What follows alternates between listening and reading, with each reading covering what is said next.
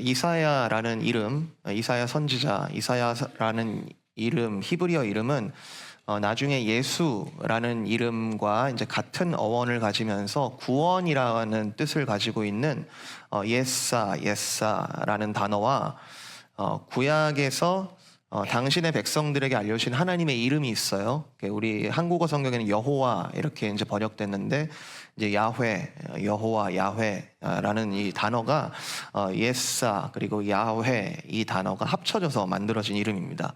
예사야, 이게 이사야라는 이름의 원래 뜻인데요.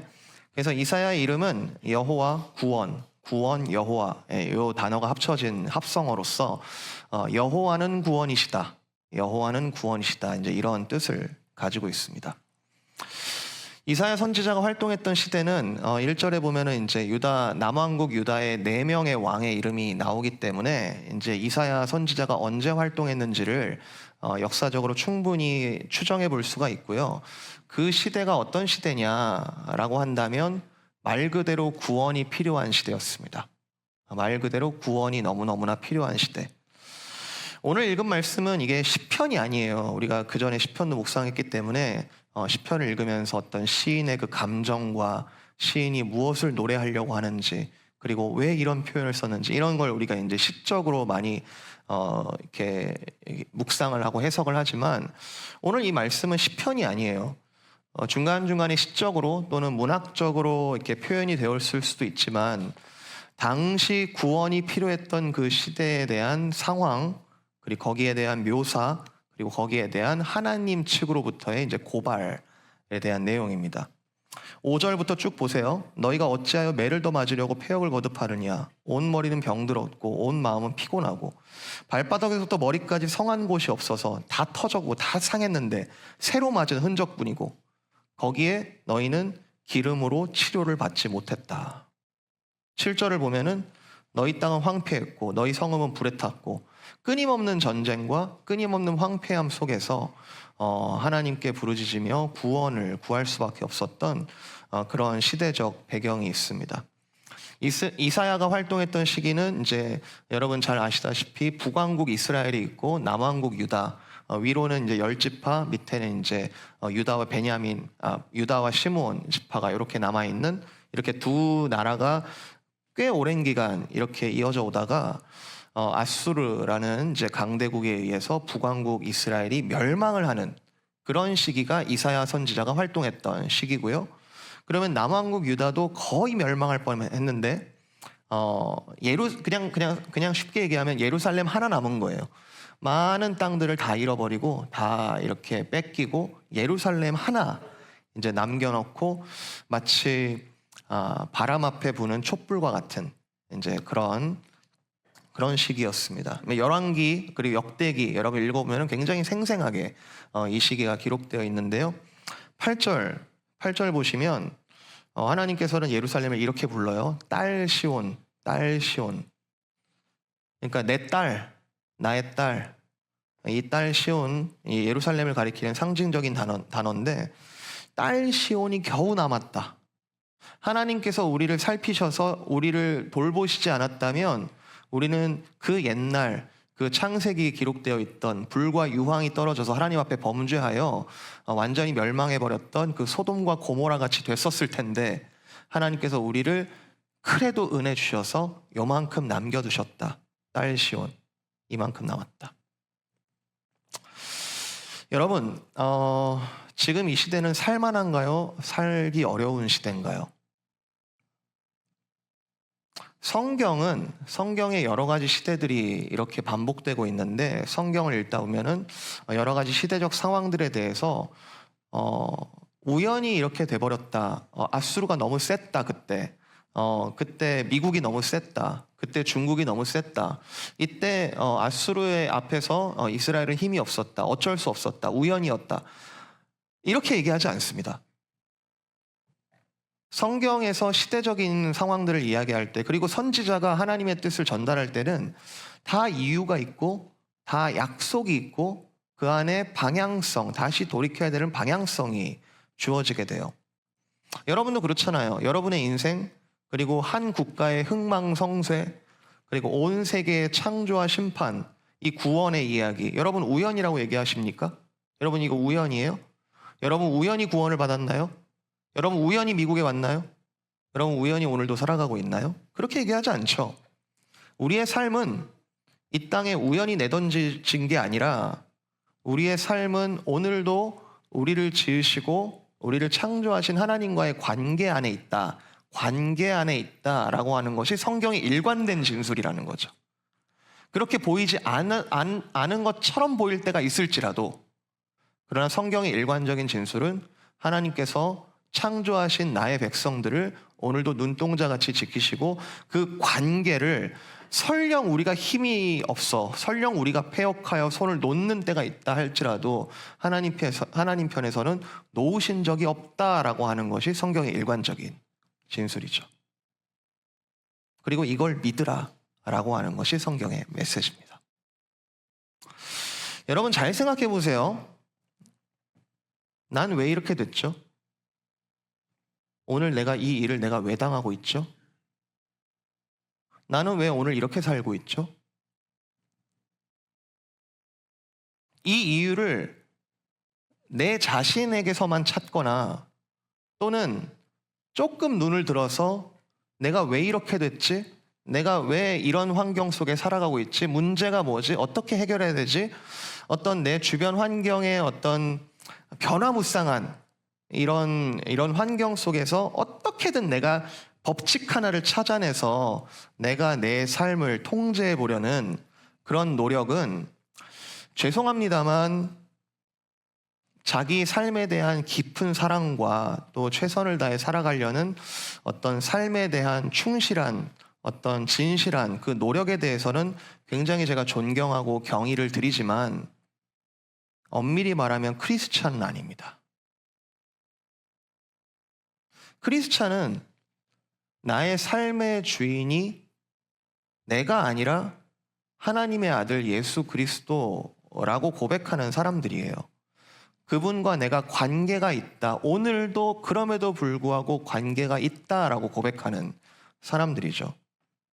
어떠한 고난과 풍랑이 일더라도 그리스도 안에서 나는 창조주 하나님과 관계를 맺고 있다라고 믿는 사람들, 그리고 거기에 소망을 두고 거기에 인생을 걸고 거기에서 모든 삶의 법칙들을 찾아내는 그런 사람들이죠. 그런 사람들을 크리스찬이라고 부르고, 그리고 나의 삶은 하나님과 어떠한 모종의 관계를 맺고 있다라고 믿는 사람들, 그런 사람들을 우리가 성도, 믿는 자, 신자라고 부를 겁니다. 하나님과 내가 어떠한 관계가 있다, 어떠한 관계가 있다, 이거를 가리켜서 우리가 뭐라고 부르냐면 여러분 잘 아시는 단어예요. 언약이라고 부릅니다. 언약. 우리가 교회에 새로 오신 분들, 또 교회 이제 멤버십 클래스를 듣고 마지막 단계가 우리가 이제 언약 교인 서약을 하게 되는데, 그 언약 교인 굉장히 가벼운 단어가 아니죠. 내가 하나님께서 이 교회로 나를 여기 부르셨다는 것을 내가 그 언약을 내가 믿습니다. 그리고 하나님께서 나를 향한 그 계획과 내가 하나님께 마땅히 합당하게 해야 할 그 관계를 내가 언약적으로 내가 서약합니다라고 하는 거죠. 우리의 삶에 이렇게 눈에 잘 보이든 어쩔 때는 잘 보이지 않든 나의 삶은 항상 이 언약 안에 있다, 난 이것을 믿는다, 이게 신앙의 아주 기본이에요. 아주 기본. 삶의 어떠한 문제를 이야기하기 전에 가장 신앙의 핵심은 내가 언약 안에 있다, 내가 언약 안에 하나님과 어떤 관계를 맺고 있는가, 거기서부터 출발하는 것, 이게 이제 신앙의 가장 본질적이고 기본이라고 할 수 있겠습니다. 사실은 이사야 선지자를 포함해서 모든 선지자는 이 얘기를 하고 있어요. 너희는 언약 백성이다. 너희는 언약 백성이다. 어느 시대든 어느 상황이든 여러 선지자들이 활동했던 시기와 시대 상황들이 다 다르지만 here and now, 지금 여기서 너희들은 너희의 하나님과, 언약의 그 하나님과 어떤 관계를 맺고 있는가.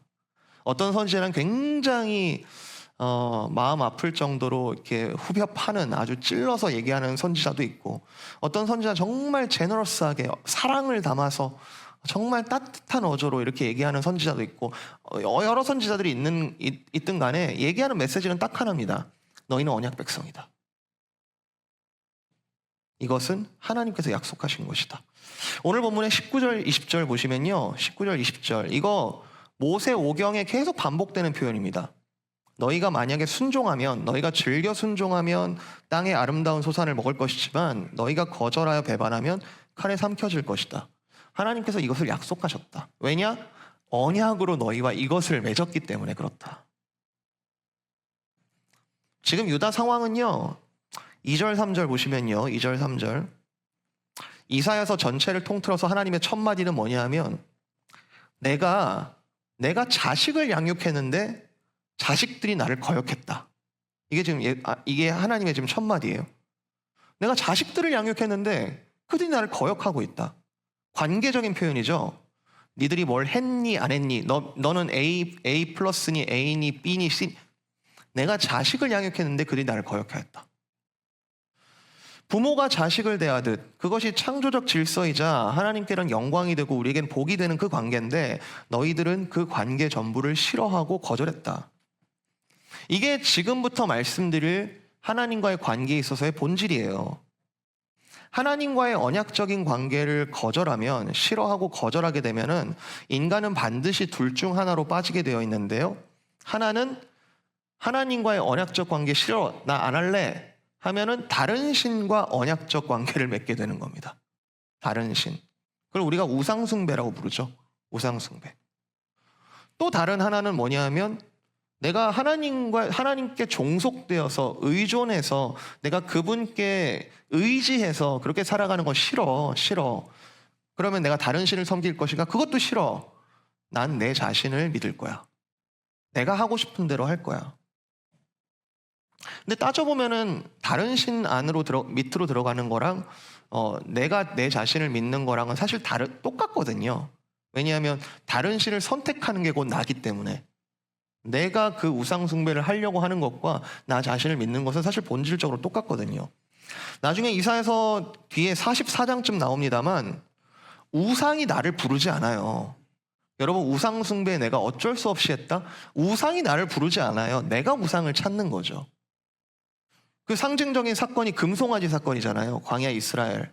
모세는 지금 시내산에 올라가가지고 돌판을 지금 하나님께서 새겨주시는 그 언약을 지금 받아가지고 내려오려고 하고 있는데 밑에서는 불안해가지고 내가 못 견디겠다고, 여기까지 우리가 나오고 나니까 이제 어디로 가냐고, 어떻게 하냐고 불안해서 못 견디겠다더니 정성스럽게 금을 모아가지고 금송아지를 아주 정성스럽게 만들잖아요.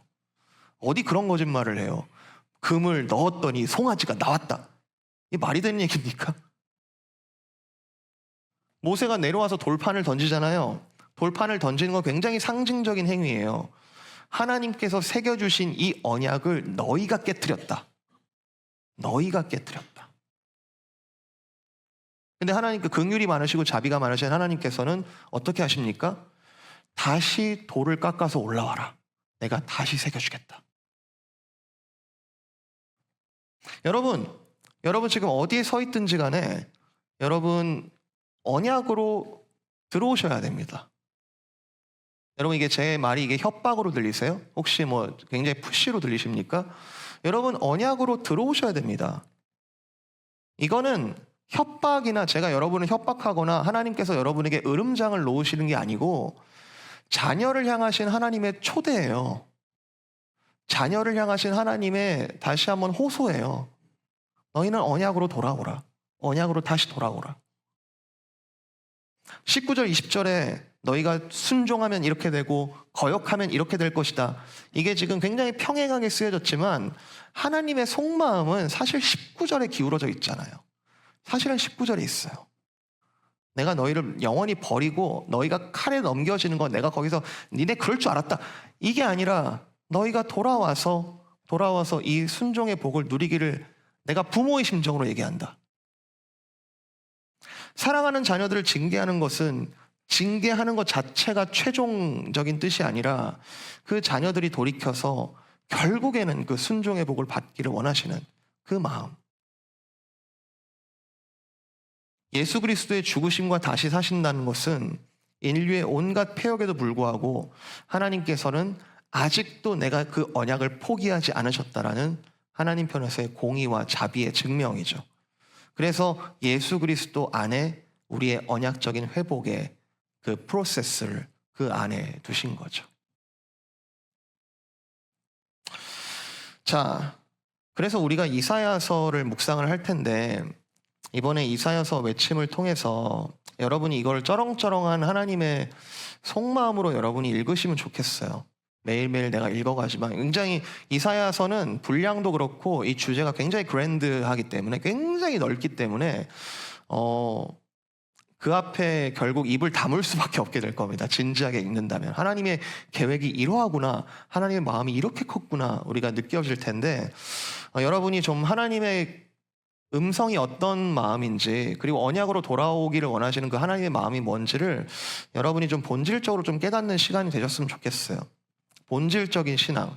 그래서 내 삶에 내 신앙 가운데 어떤 찌꺼기가 섞여 있고 뭔가 당연하다라고 생각하는 것을 다시 돌아보는 여러분이 이런 시간으로 이번 이사야서 묵상을 좀 삼아보시면 좋겠다 생각이 들고요.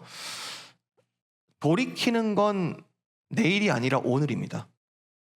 돌이키라는 하나님의 음성은 사실 내일부터 하지가 아니라 오늘입니다.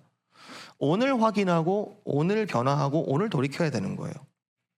만약에 우리가 회개라고 부르는 오늘 이 말씀을 읽으면서 또 지금 이 시간 살아계신 하나님 앞에 예배하면서 성령님을 통한 내 마음속의 찔림 또는 변화, 어떤 회개, 행동의 변화의 필요성이 전혀 느껴지지 않는다면 하나님이 우리를 안 부르고 계시는 건 아니거든요.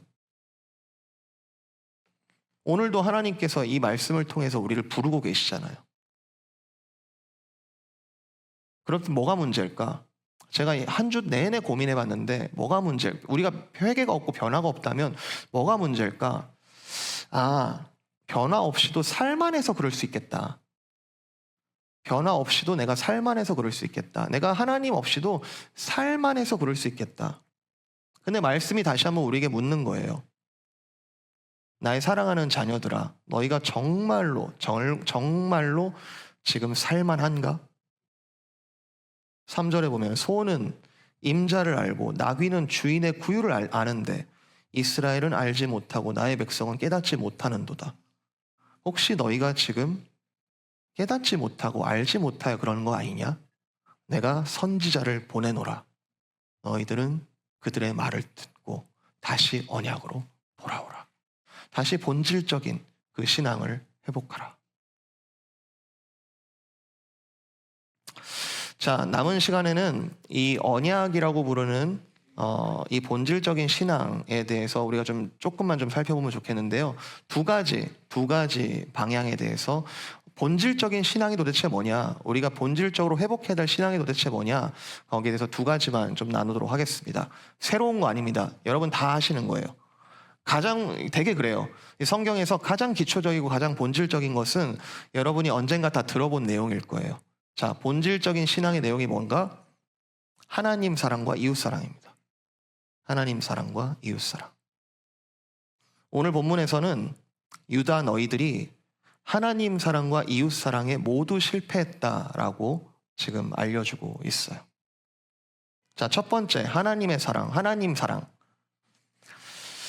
이미 2절과 3절에 보면은 너희와 내가 관계가 끊겼다라고 지금 하나님께서 고발을 하고 계시지만 11절부터 보면은 아주 구체적인 사례가 나옵니다. 지금 아이가 우니까 내 아이인 걸 알잖아요. 그죠? 엄마는 아이의 울음소리를 아는데 11절 이하에 보면은 아주 구체적인 사례가 나와요. 너희가 무수한 재물을 하나님께 예배를 드리고 있다. 여러분, 유다가 하나님께 예배를 안 드린 게 아니에요. 유다는 하나님께 제사를 드리고 있었어요. 오히려 굉장히 성대하게 예배를 드리고 있었어요. 12절, 너희가 내 앞에 보이러 온다. 분명히 유다는 하나님께 나아가고 있었어요. 안 하지 않았어요.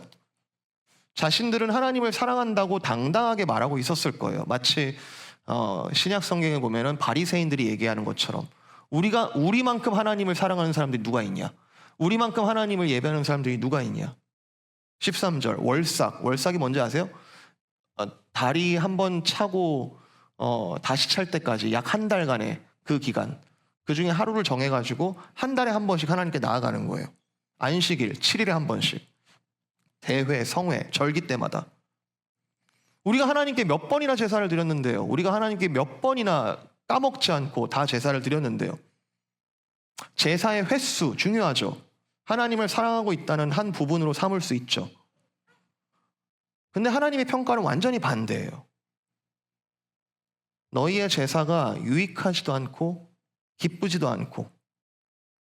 누가 그런 제사를 너에게 요구했냐? 너희는 내 마당만 밟고 있다. 유명한 표현이죠. 너희가 내 마당만 밟고 있다.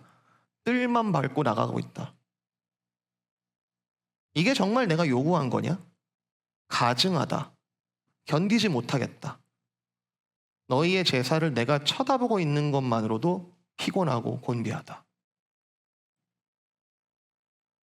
여러분, 뭐가 문제예요? 뭐가 문제입니까? 예배했잖아요. 예배 드렸잖아요. 오늘도 여러분 하나님 앞에 예배 드리고 있잖아요. 내가 1년 중에 내가 정말로 안 되는 날짜 빼고 내가 다 나왔잖아요. 오늘도 내가 하나님 앞에 예배 드리러 아주 오토매틱하게 나왔잖아요. 뭐가 문제예요? 여러분, 하나님을 사랑한다는 게 뭐예요? 하나님을 사랑한다는 게 뭐죠? 아까도 우리 찬양 가운데 내가 주님을 사랑합니다. 기쁠 때나 슬플 때나 내가 거리에서나 성소에서나 내가 주님을 사랑합니다라고 얘기했는데, 하나님을 사랑한다는 게 도대체 뭐예요? 예배라는 건요, 하나님을 사랑하는 행위인데요, 이 예배라는 것은 영과 진리로 하나님께 나아가는 거죠. 이 행위가 예배가 아니고요, 영과 진리로 나아가는 그거 자체를 예배라고 부릅니다. 하나님은 영이시니 예배하는 자는 영과 진리로 나아갈 것이라. 그 인격적인 관계가 하나님과 하나님과 우리와의 인격적인 그 관계가 예배라는 틀 속에서 구현되는 거죠. 우리가 하나님을 이렇게 사랑합니다. 하나님도 우리를 이렇게 사랑하시는구나. 이거를 우리가 이 예배 가운데 누리는 거죠. 따라서 마음이 빠진 예배는 본질적인 의미에서 예배가 아닙니다. 규모와 횟수로 내 마음을 증명하겠다? 내가 몇 번이나 예배를 드렸는데, 그리고 우리가 몇 명이나 지금 모여 있는데, 규모와 횟수로 내가 하나님께 사랑을 증명하겠다? 모든 아내분들이 인생에 중요한 미션이 있죠. 남편을 사람 만드는 거. 남편을 사람 만드는 이제 돕는 배필이죠. 많은 선물과 이벤트, 남편들의 그 아내를 향한 많은 선물과 이벤트는 내가 널 지금도 이렇게 사랑하고 있다라는 중요한 증명이죠. 비싼 선물일수록. 근데 여러분, 그게 본질은 아니잖아요. 여러분, 그 자체가 본질은 아니잖아요. 거기에 본질이 빠져버리면 아무것도 아니잖아요. 내가 사람의 방언과 천사의 말을 할지라도 사랑이 없으면 소리나는 구리와 울리는 꽹과리가 되고, 내가 예언하는 능력이 있어 모든 비밀과 모든 지식을 알고 또 산을 옮길 만한 모든 믿음이 있을지라도 사랑이 없으면 내가 아무것도 아니요. 내가 내게 있는 모든 것으로 구제하고 또 내 몸을 불사르게 내줄지라도 사랑이 없으면 내게 아무 유익이 없느니라. 하나님께서 지금 이사야서를 통해서 이사야를 통해서 지금 유다에게 요구하십니다. 얘들아, 사랑을 좀 줄래? 얘들아, 사랑을 좀 줄래?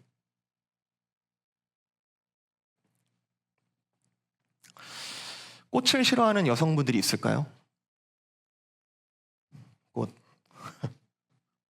제 연애할 때인데요. 그때 지금의 아내죠. 당시 여자친구께서 꽃을 받고 싶다고 온몸으로 표현하더라고요. 이렇게 직접적으로는 말을 안 하는데 꽃을 받고 싶다고 온몸으로 표현해요. 그러니까 사랑의 협박이죠. 결국 사랑이 이겼어요. 그래서 이제 꽃을 샀는데, 당시 이제 제가 근무하던 곳에서 이제 아내를 만나려면 지하철을 타고 1시간을 갔어야 됐었습니다. 그래서 근데 이제 근무처 근처에 이제 좀 특별하게 꽃을 굉장히 이쁘게 만드는, 꽃다발을 이쁘게 만드는 꽃집이 있었어요. 싸지도 않았고 굉장히 이렇게 값이 나가는 그런 꽃다발이었는데, 근데 왠지 거기서 꼭 꽃을 꽃다발을 사고 싶더라고요. 그러니까 이제 아주 사랑에 충만한 때죠. 가장 이쁜 꽃을 이렇게 주고 싶어가지고. 문제는 퇴근 시간이었는데, 와, 지하철에 사람이 얼마나 많습니까? 근데 이제 거기서 사가지고 1시간을 그 지하철 안에서 그 꽃다발을 이렇게 안 다치려고 낑낑대면서 이게 1시간을 갔어요. 제가 이게 아직도 기억이 나는 게 그때 제가 받은 감정은 쪽팔림이었어요. 와, 근데 사랑이 쪽팔림을 이긴 거죠. 네. 야, 그래서 이제 만났어요. 만나가지고 이제 이 꽃다발을 딱 줬는데 당연히 좋아하죠. 당연히 좋아하죠. 근데 이제 이런 말을 하더라고요.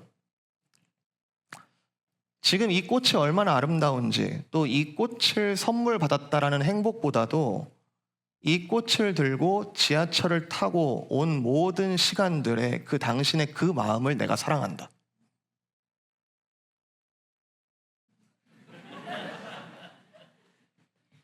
여러분, 사랑을 잘 모르시네. 아, 이 여자랑 결혼해야겠다.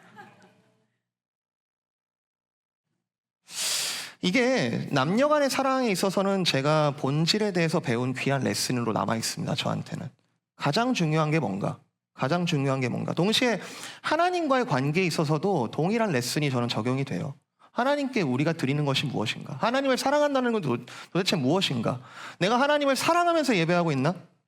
내가 하나님을 사랑한다고 말할 때 도대체 어떤 마음가짐으로 내가 예배를 드리는가? 내가 어떤 하나님을 그렇게 사랑하고 있는가?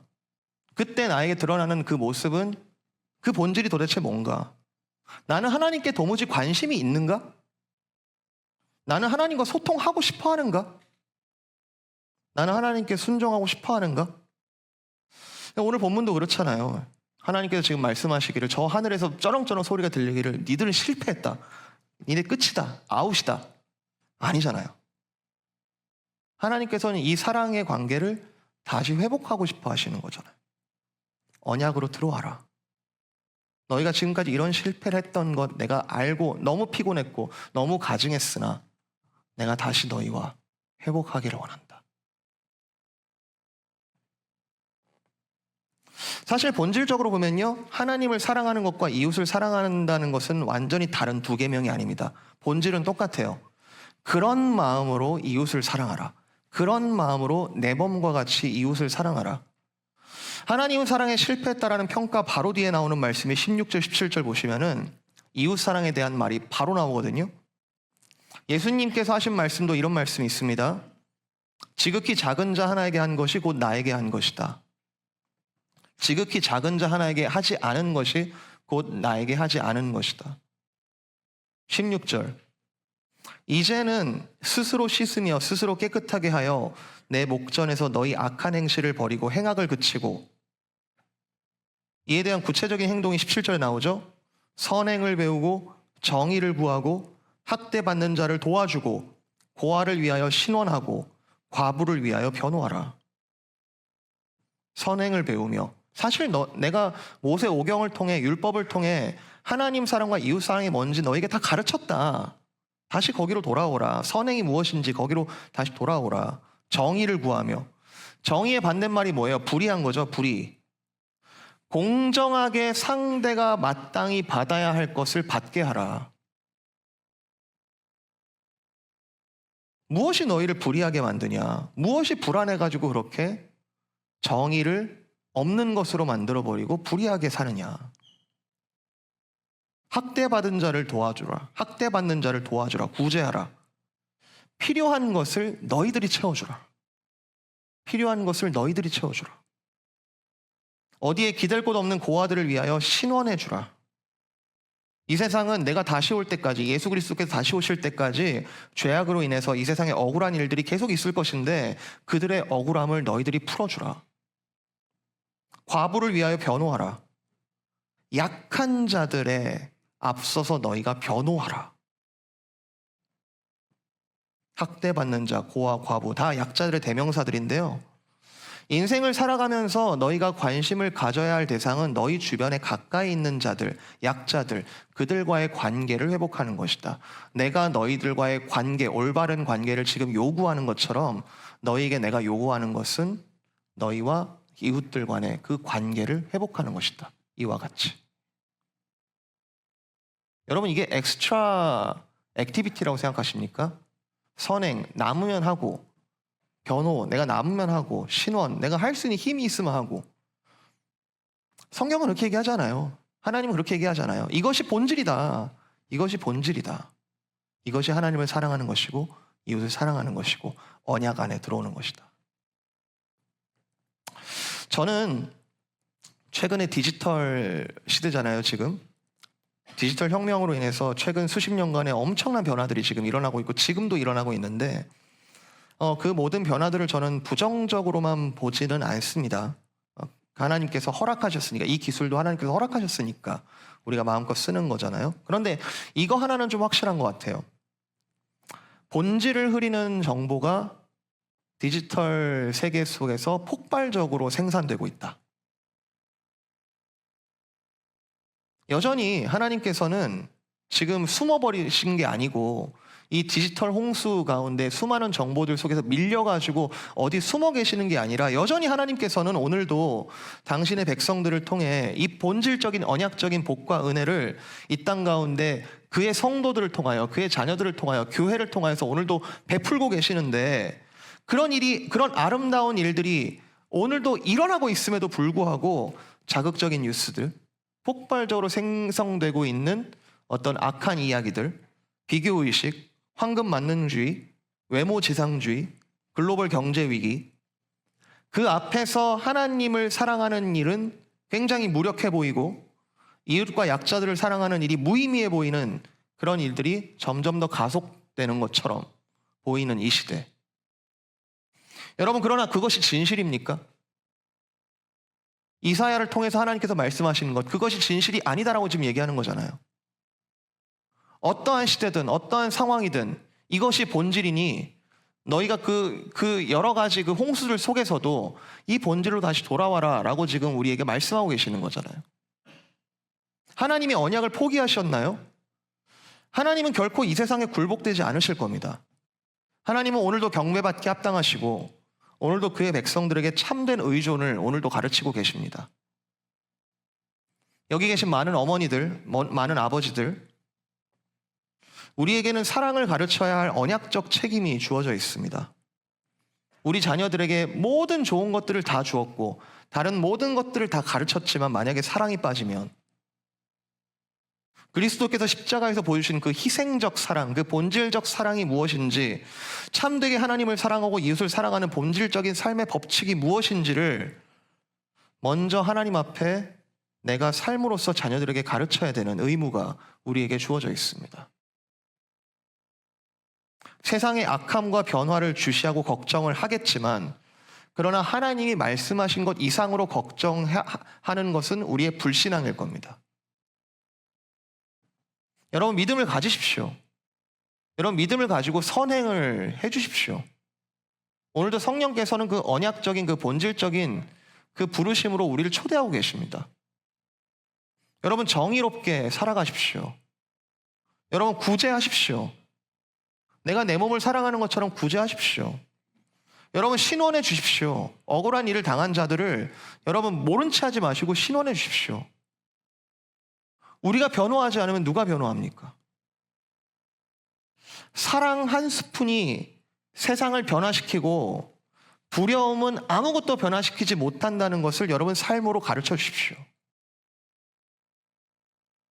아빠와 엄마는 우리 예수 그리스도께서 성취하시고 완성하셨다는 것을 믿고 순종하는 것, 그것이 최고의 기쁨이라고 여러분 자녀 앞에 살아주십시오.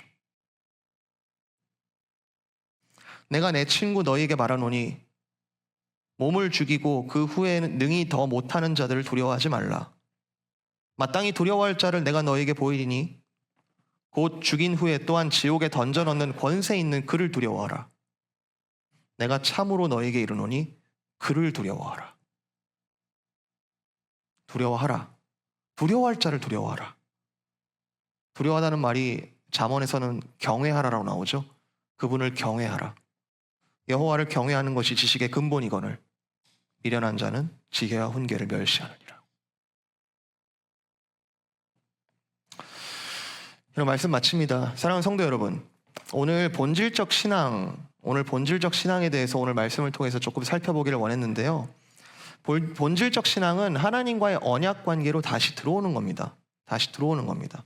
그리고 그 언약적 관계는 두 가지 방향성, 하나님을 전심으로 사랑하는 것과 그리고 동일한 원리로 이웃을 내 몸과 같이 사랑하는 것. 여러분, 이번에 이사야서를 읽어 나가실 때 바라기는 좀 아프셨으면 좋겠어요. 좀 심령 가운데 정말 거짓된 것들이 드러나고 하나님께서 나를 어떤 마음으로 흔들어 놓으신지를 경험하셨으면 좋겠어요. 근데 그 아프다는 건 상처가 벌어져서 아픈 게 아니고 상처에 약을 발라서 아픈, 상처를 소독하느라 아픈 그런 시간을 여러분이 가셨으면 좋겠어요. 오라, 우리가 서로 변론하자. 하나님께서는 지금 우리와 말씀하실 준비가 되어 있으십니다. 하나님께서는 언제나 자녀들의 질문과 자녀들의 아우성과 자녀들의 목소리에 귀를 기울이실 준비가 되어 있습니다. 만약에 여러분이 내가 해야지 이것이 옳은 것인데 해야지 라고 오늘까지 미뤄두었던 것이 있다면 여러분 오늘부터 시작해 보세요. 내가 기도하는 것, 내가 기도하고 말씀 가운데 들어가는 것, 해야지, 좋은 거 알지. 그런데 오늘까지도 내가 미뤄두고 있었다면 여러분 다시 한번 시작해 보시기 바랍니다. 내가 잃어버렸던 기도를 다시 회복하는 그 기쁨을 기도하기 전에는 알 수가 없어요. 그래서 하나님의 아픈 말씀이 우리에게 들려질 때 진정으로 하나님과 밀실해서 골방에서 주님과의 그 인격적인 만남 가운데 기도가 회복되고 말씀이 들리고 언약적인 삶이 회복되는 것, 이것이 본질적인 신앙의 기초라고 여러분이 인정하신다면 그때 우리는 이사야의 이름처럼 여호와는 나의 구원이시다라고 우리가 고백할 수 있을 것입니다. 그 고백을 사모하시면서 이번 이 말씀과 기도 가운데 또 이 뜨거운 여름 가운데 주님을 깊이 만나시는 저와 여러분 되시기를 주님의 이름으로 축복을 드립니다.